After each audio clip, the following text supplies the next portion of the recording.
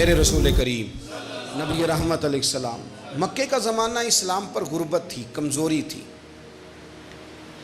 قبیلہ زبید کا ایک شخص مکے آیا، زبیدی۔ ایک مکے میں منڈی لگتی تھی، اس کا نام تھا حضورہ۔ یہ جو حضورہ منڈی تھی، اس منڈی پر ابو جہل کا قبضہ تھا۔ آج کل تو نہیں قبضہ ہوتا منڈیوں پر کسی کا، حضورہ نامی منڈی پہ نا ابو جہل کا قبضہ تھا۔ اونٹ بڑے خوبصورت تھے، شاندار تھے۔ اس نے کہا میں نے بولی دینی۔ ابو جہل نے اعلان کیا خبردار کوئی بولی نہ دے۔ بڑی دور تھا قبیلہ زبید، وہ آدمی واپس لے جا نہیں سکتا تھا، مجبور ہو گیا۔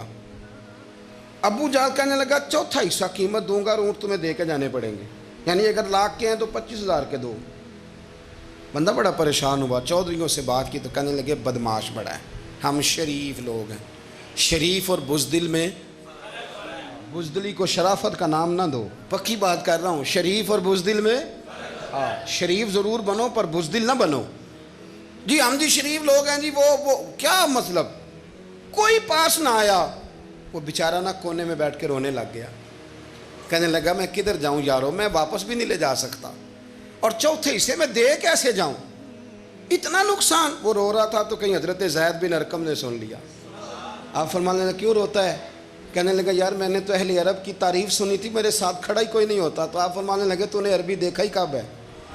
اگر کائنات کا حسین و جمیل عربی دیکھنا ہے تو جا حرم مکہ میں بیٹھا ہے، مکھ چند بدر شاشانی یہ تے متھے چمک دی لاٹ نورانی، کالی زلف تے اکھ مستانی، مخمور اکھی ہیں نا مت بریاں سبحان اللہ، ما اجمل کا ما احسن کا ما اکمل، کتھے مہر علی تو کتھے تیری ثنا، مشتاق اکھی کتھے جال۔ تو نے دیکھا کب ہے؟ اگر عربی دیکھنا ہے نا تو وہ بیٹھا ہے، جا کے حرم میں ٹیک لگائے، مظلوموں کے والی، غریبوں کے ماوا، رسول رحمت، ایک سادی سی چادر اوڑے حضور بیٹھے تھے۔ وہ زبیدی کہتا میں آیا، نبی کریم کو بات سنائی، حضور فرمانے لگے این الجمل کا، او کدھر ہے تیرے اونٹ؟ عرض کی حضور وہ وہاں ہیں۔ فرمایا چل نہ۔ حضور کوئی بولی نہیں لگا رہا، کوئی خرید نہیں رہا، ابو جہل گھنٹا پڑا اس کے ڈر سے سہم گئے۔ حضور فرمانے لگے چل نہ، میں بولی لگاتا ہوں۔ اور دیکھو نرخ بازار محبت کا انوکھا ہو گیا، خود خریداروں شامل آ کے مولا ہو گیا۔ نبی کریم نے حضرت سعد بن ابی وقاص کو بلایا، حضرت عمر کو، حضرت ابو بکر کو، مدد کے لیے نہیں۔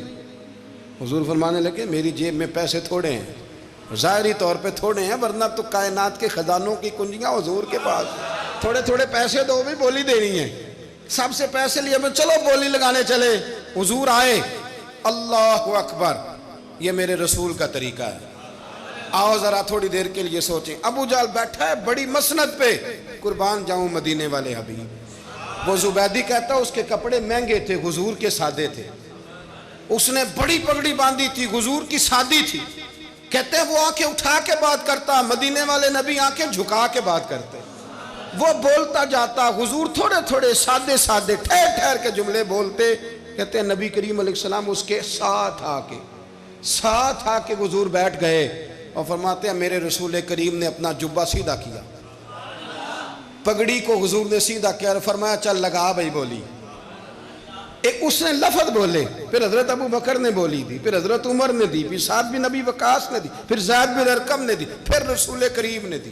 وہ کہتا ہے جتنے میں بیچنا چاہتا تھا نبی پاک نے ڈبل میں میرے اونٹ خریدے، ڈبل میں اونٹ خریدے میرے رسول۔ سلام اس پر کہ جس نے دشمنوں کو بھی قبائیں دی، سلام اس پر کہ جس نے گالیاں سن کر دعائیں دی۔ اور میرے اعلیٰ حضرت کہنے لگے جاؤ جا کے اعلان کر دو، غم زدوں کو رضا مجدہ دیجئے کہ ہے بے کسوں کا سہارا ہمارا، بے کسوں کا سہارا، جاؤ غم زدوں کو رضا مجدہ دیجئے کہ ہے بے کسوں کا سہارا۔ رسول کریم صلی اللہ علیہ وسلم نے نا خریدا مال، اور حضور سید عالم وہاں سے نکلے، اور نکلتے وقت حضور فرمانے لگے ابو جہل تیری آج شکایت آئی ہے، آج کے بعد نہ آئے، مکہ سارا اس کے ساتھ ہے، حضور کی مخالفت ہو رہی ہے، 40 لوگ ہیں صرف کلمہ پڑھتے، اور دین کا کام دار ارقم میں قید ہو کے کرنا پڑتا ہے، لیکن جب ظالم کے خلاف نکلے ہیں تو پھر دار ارقم میں بند ہو کے نہیں، پھر میدان میں نکلے اور فرمایا آج کے بعد تیری شکایت نہ آئے. کہنے لگا جی بالکل نہیں آئے گی, میں آپ کو موقع نہیں دوں گا. حضور چلے گئے تو پیچھے سارے کافر اس کے گرد اکٹھے ہو گئے. کہنے لگے ہم پہ تو بڑا روب ڈالتا ہے, اب تجھے کیا ہوا, پانی پانی ہو گیا, تو کیا کون سا سانپ سونگ گیا, بولا ہی نہیں. کہنے لگا مجھے لات و منات کی قسم, جب مصطفیٰ کریم میرے پاس آئے تو ان کے ساتھ ایسی ایسی طاقتیں تھیں, نیزے تھے, برچیاں تھیں, بھالے تھے, مجھے لگتا تھا میں نے سی کی تو میرے ٹکڑے ٹکڑے کر دیں. کہنے لگے جب پاگل ہو گیا, ان کے پاس تو چھڑی بھی کوئی نہیں تھی, وہ تو خالی ہاتھ ہیں, بکواس کرتا ہے, کچھ بھی نہیں تھا. کہنے لگا مانو نہ مانو, ان کے پاس بڑا کچھ تھا. اور اگلی بات جو اس نے کی وہ تاریخ میں محفوظ ہے, وہ تاریخ میں محفوظ ہے, وہ تاریخ میں محفوظ ہے, وہ تاریخ کا حصہ ہے. ابو جہل کہنے لگا اٹھتے ہی کہ مجھے لگتا ہے جب تک محمد ابن عبداللہ موجود ہیں یہ ہمیں ظلم نہیں کرنے دیں گے, یہ ہمیں کوئی زیادتی کرنے, تاریخ میں محفوظ ہے جملہ ابو جہل کا. کہنے لگا جب تک یہ موجود ہے ہمیں کوئی زیادتی کرنے. حضرت فرمایا کرتے تھے زندہ نبی کے ماننے والوں زندہ بن کے زندگی گزارو. زندگی زندہ دلی کا نام ہے, مردہ دل کیا خاک جیا کرتے ہیں. جو قومیں سر اٹھا کے جیتی ہیں وہ زندہ ہوتی ہیں. اس لیے اپنی زندگی میں حق کے خود اختیاری پیدا کریں, جینا سیکھیں, لڑنا سیکھیں, میدان میں رہنا سیکھیں. سہم سہم کے وقت نہیں گزرے گا, ظلم سہنے سے بھی ظالم کی مدد ہوتی ہے. لہٰذا حق لینا سیکھیں, حق پر کھڑے ہونا سیکھیں, اپنے مزاج میں یہ باتیں پیدا کریں. مجھے خاتون نے پوچھا, میرا بھائی کہتا ہے حصہ لے لے پھر میرے مرے کا منہ نہ دیکھنا. میں کہ پتر تو حصہ لائے نہ منہ ویکھی ہوتا, کوئی ضرورت نہیں, منہ ایسے ظالم کا منہ ویسے بھی نہیں دیکھنا چاہیے جو بہنوں کا حصہ کھا جائے. میں نے کہا تو منہ دیکھنے کی کوئی ضرورت, یہ کوئی بلیک میلنگ ہے. ابا کہتا ہے حصہ لے لو منہ نہ دیکھنا. میں کہا بالکل نہ ویکھی, تو بلکہ آنکھ میں ویکھنا بھی نہیں چاہتی, تو ادھر رکھ, اللہ رسول نے مقرر کیا میرا حصہ. کیا فلسفہ ہے ہمارا, جو بات غلط ہے اس پہ لوگوں کو بلیک میل کرتے ہو. جائز بات پہ ڈٹنا سیکھو. آپ جب ڈٹ جاتے ہیں نا تو پھر اللہ مدد کرتا ہے, پھر اللہ تتنزل علیہم الملائکہ, پھر اللہ فرشتے بھی نازل کرتا ہے. حضور نے فرمایا جو جان کی حفاظت کرتے مر گیا وہ بھی شہید, جو مال کی حفاظت کرتے مر گیا وہ بھی شہید, جو دین کی حفاظت کرتے مر گیا وہ بھی, جو خاندان کی, اپنے گھر کی, اپنے بچوں کی حفاظت کرتے مر گیا وہ بھی. تو اتنا بڑا درجہ حضور نے بیان کر دیا ہے. تو کبھی بھی زندگی میں ظالم کے سامنے سرنگو نہ ہونا, کچے پلپلے ہونے کا کبھی بھی اظہار نہ کرنا, کھڑے رہنا. جو کھڑا رہتا ہے رب اس کے ساتھ رہتا ہے. اللہ سمجھنے کی توفیق عطا فرمائے.